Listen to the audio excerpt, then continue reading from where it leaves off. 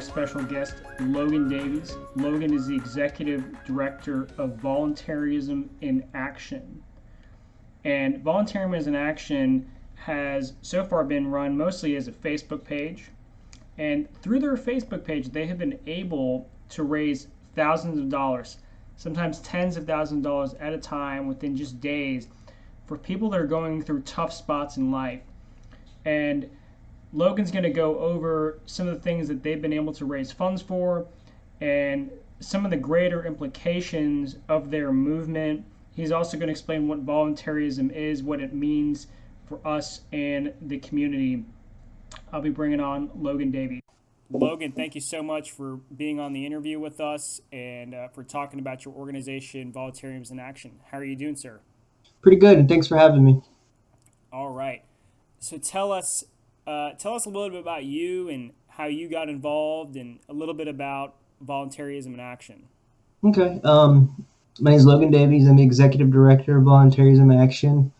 I used to be very engaged in politics, and then I grew to the liberty movement towards, I guess, the decentralization of government, and I wanted to rely our communities rely more on each other. Over time, I realized taking that political route wasn't so expedient, nor what I guess didn't really match my principles. So I started gravitating more towards directly intertwining my principles with the community and just kind of getting rid of that whole political factor because the bureaucracy is just diminishes all of our efforts. Um, so I was brought on to a media company called Being Libertarian, and then they had a little side project which was VIA, Voluntarism Action, and then I offered some assistance. I wanted to get my toes wet and some fundraising, and then I I became the project manager of one campaign for some lady who had ALS. We raised about $8,000 for her. The project manager at the time saw that I was pretty efficient what I was doing, so he asked me to take over. And since I took over, I've been trying to organize it, make us more official, and because I saw potential in the organization, I wanted to get rid of the little project and turn this into a full blown charity. I see. So it started as a side project as a part of being libertarian, Hmm. and so now you're trying to create this sort of full blown charity, if you will. Okay. Yeah. And what for people listening, what is voluntarism in a nutshell, and why should we pay attention to it?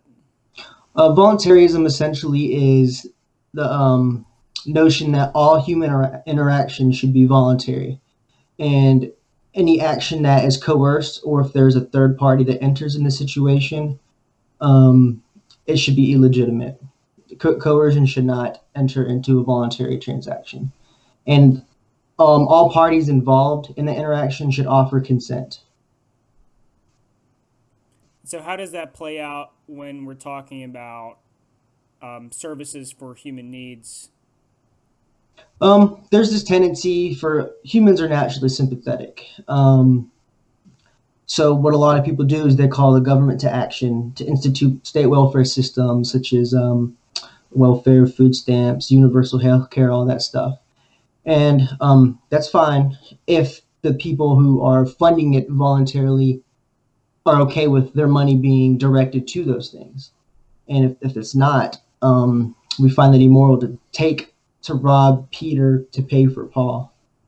So we think that not only is it immoral, it's also inefficient. A lot of the times, um, like for instance, the poverty rate has been minimally fluctuated, even though we've over quadrupled government spending on poverty, and there's little results for it. So we think that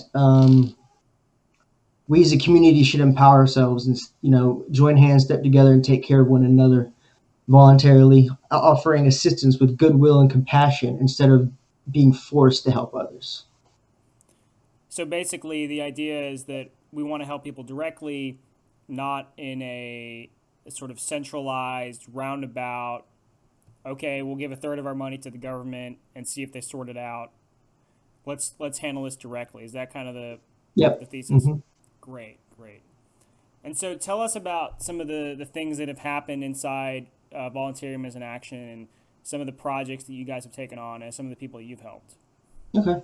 Um, since the project started, I think it was 2017. We've raised over $130,000. Every penny has directly went to the recipients. Um, there were various causes. We paid for a roof for a missionaries church out in Africa. We paid for the surgery for a newborn who had two club feet, couldn't walk. We paid for her surgery. We sent her to the one of the best surgeons in the country. Um, there was also a little girl named Tegan. She needed a kidney. We were able to raise $25,000 in 3 days. We were able to fund that, and her surgery was a success. Um, and just this year, we've ran about 7 or 8 campaigns. We've raised about $40,000. Some notable ones are there was a young lady named Kyaria. She from humble beginnings, small town Mississippi. Not many people make it out of there successful. So Sorry, she, make it out of where? her small town in Mississippi. I'm Oh, not okay. sure what the city was called, but not many people made it out. But she made it out, and she was gained admission to a prestigious medical school. And she had very good grades her first semester, but then she found that the grants and scholarships she was given, there was some bureaucratic issues in the financial aid office, and they said, "Look, we need 9 grand within a week or two, or we're gonna have to not let you go this semester." So we decided to all get together and raise about $9,000 for her to stay in school. So we funded her tuition. Um, there's a company called Growing Garden, a nonprofit named Growing Gardens, based out of I think it's Longmont, Colorado. They focus on gardening, so the needy and the elderly can be self sufficient. So we thought that kind of aligned with our views because although we do like to help people, we also all by offering charity, we also like to empower them so they can learn to take care of themselves. What else have we done? There's a few medical causes we've had. There's this a lady named Jennifer. This is our last one that we've done.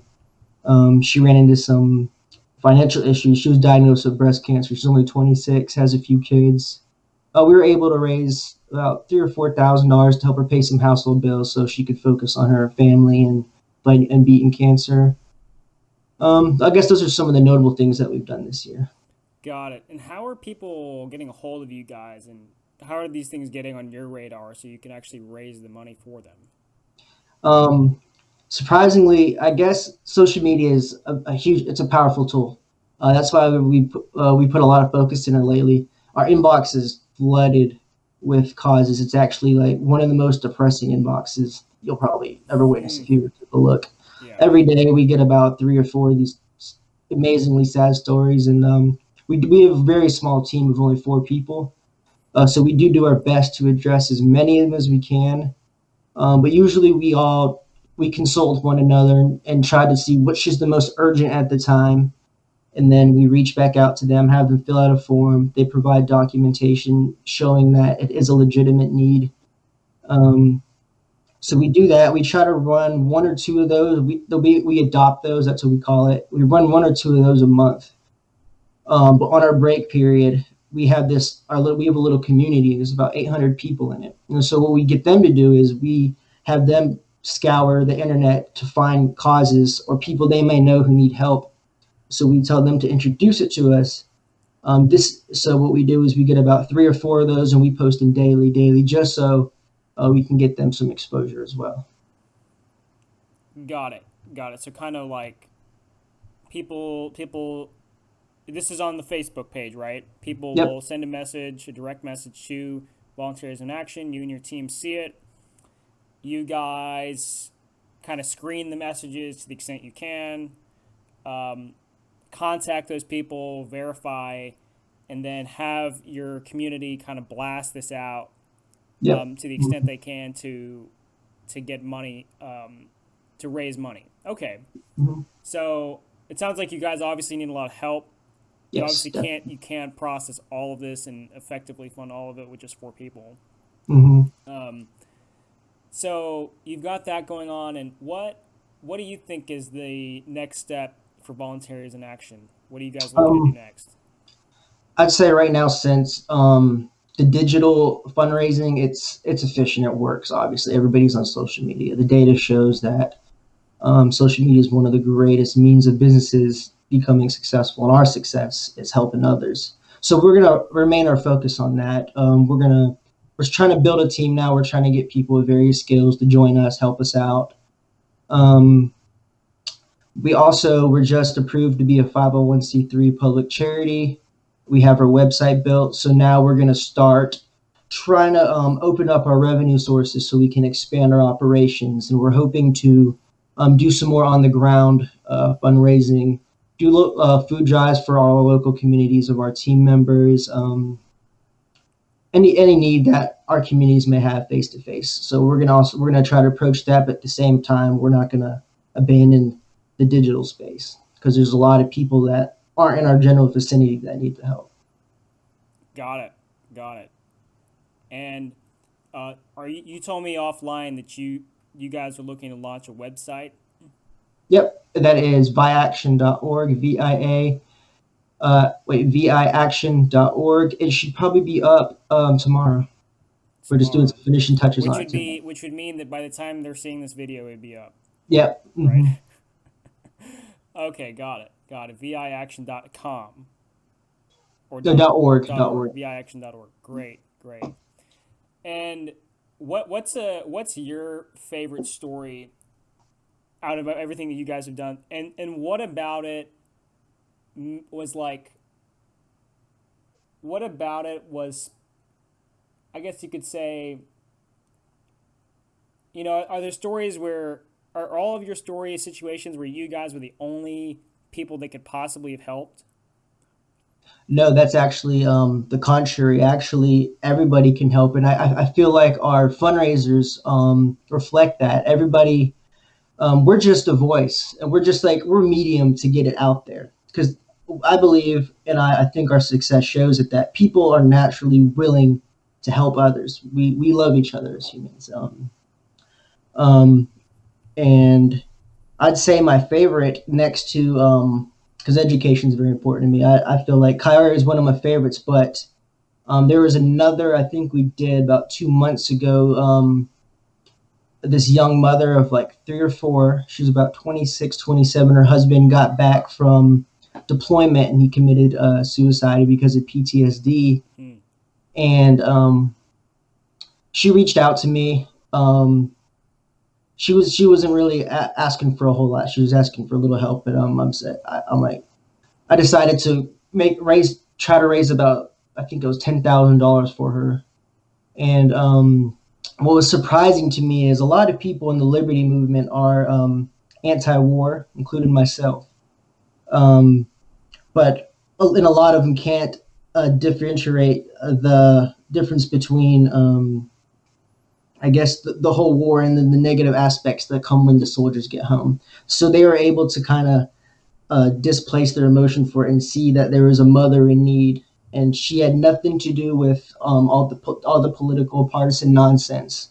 So they saw a woman in need with a few children, and they stepped up. We raised a lot of money for her, and what the coolest thing was, it was amazing. We raised like I think it was like $2,000 in a day, and we got about halfway done, and she reached out to me and said, "Hey, you guys can stop now." I was able to the money you've raised so far has got me enough to put the children in daycare.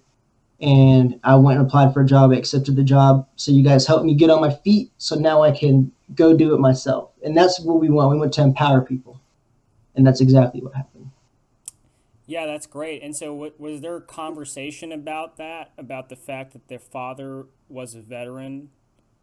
Um, Yes, a lot of the content we post along with it, we were also trying to raise awareness on um, the whole PTSD thing with the soldiers coming back, and like our organization, like we spoke offline earlier about how we try to step in where the government falls short. The government sends these young men in as cannon fodder.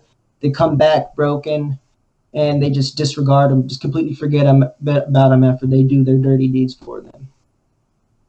Right, So right. And the kids and the wives or sometimes the husbands have nothing to do with that. yeah, and they're the victims. Right, right. Well, that's fantastic, and I like that story. And I was really shocked about I was really like the Clubfeet story too. So there was a kid. Um, was it right after the birth? How long after the birth was that? Um, I think after she was born, I'd have to speak with the gentleman, and that's actually a cool point. I'll get to that in a second. I have to speak with him, but I think right after she was born, the doctors noticed, and then they tried a few things, it didn't work, so he reached out to us, and then we helped him out. And I forgot. I think they sent her to Boston or something. But they did something with her legs. I don't know. I have no idea about medical Right. stuff. I'm good at economics.